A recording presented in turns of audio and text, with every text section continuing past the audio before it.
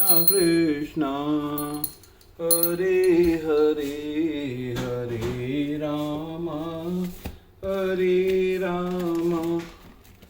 राम राम हरे हरे।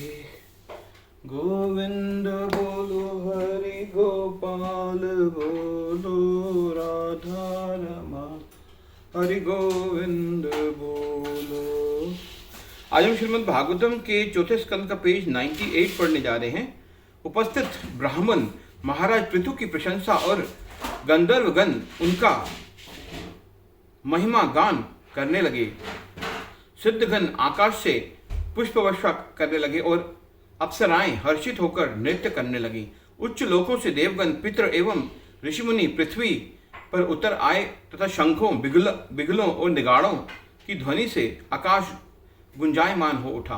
जब ब्रह्मा जी ने पृथु महाराज की दाहिनी हथेली पर भगवान विष्णु की रेखा तथा उनके चरणों के तलवों पर कमल पुष्प के चिन्ह देखा तो वे समझ गए कि पृथु महाराज भगवान के अंश अवतार हैं।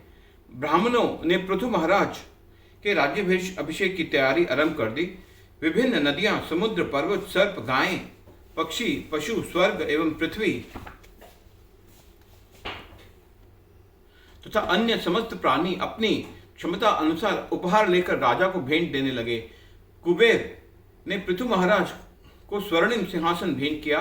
वरुण ने भव्य राजसी छत्र दिया तथा जो निरंतर जलकणों की फुहार करता रहता था। वायु ने राजा को 2 चामर दिए और धर्म ने राजा की ख्याति को सर्वत्र फैलाने वाले फूलों का हार दिया।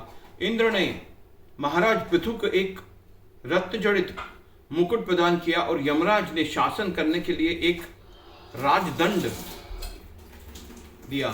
ब्रह्मा जी ने राजा को आध्यात्मिक ज्ञान से निर्मित एक कवच दिया तथा उनकी पत्नी सरस्वती देवी, जो भारती के नाम से भी जानी जाती हैं, उन्होंने राजा को एक दिव्य हार दिया। भगवान विष्णु ने उन्हें अपने सुदर्शन चक्र की आंशिक शक्ति से युक्त एक सुदर्शन दिया और उनकी पत्नी श्रीमती लक्ष्मी देवी ने राजा को अक्षय ऐश्वर्य प्रदान किया। शिवजी ने उन्हें ऐसी तलवार दी जिसके मयान 10 चंद्रमाओं के चिन्हों से सुसज्जित थी और उनकी पत्नी देवी दुर्गा ने उन्हें 100 चंद्र चिन्हों से युक्त एक ढाल भेंट की। चंद्रदेव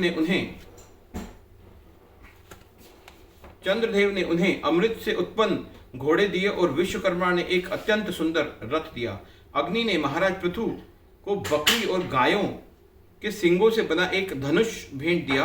सूर्य ने उन्हें सूर्य प्रकाश के समान तेजस्वी बाण दिए। भूलोक के मूतिमंत देव ने उन्हें योग शक्तियों से युक्त खड़ाओं भेंट की। अन्य देवताओं ने राजा को संगीत, गायन और अभिनय की कला प्रदान की। उन्होंने उन्हें अंतर्धान नामक सिद्धि भी दी, जिससे द्वारा वे स्वेच्छा से अदृश्य हो सकते थे। महासागर ने महाराज पृथु को एक शंख भेंट दिया तथा समुद्रों, नदियों तथा पर्वतों ने उन्हें निर्बाध रूप से अपना रथ चलाने के लिए स्थान दिया। जब सूत पेशेवर प्रशंसक, मागध पेशेवर कथावाचक और वंदी पेशेवर स्तुति गायक महाराज पृथु का गुणगान करने लगे तो महाराज पृथु उन्होंने उन्हें रोक दिया। महाराज पृथु की वाणी बादलों की गड़गड़ाहट के समान गंभीर थी।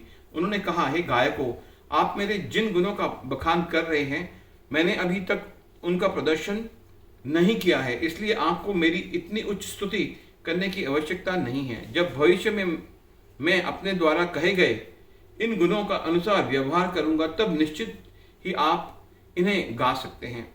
हमें कभी भी भगवान के गुणों को उन साधारण मनुष्यों पर आरोपित करने का प्रयास नहीं करना चाहिए जिनके पास वे गुण ही हैं ही नहीं। कोई भी बुद्धिमान व्यक्ति अपने अनुयायियों को उसके ऐसे गुणों का बखान करने की अनुमति कैसे दे सकता है जिन्हें उसने अभी तक विकसित ही नहीं किया है। यदि कोई व्यक्ति किसी दूसरे की प्रशंसा में कहे, यदि आप थोड़े शिक्षित होते तो निश्चित ही बड़े विद्वान बन जाते, तो ये शब्द कपट से भरे हैं।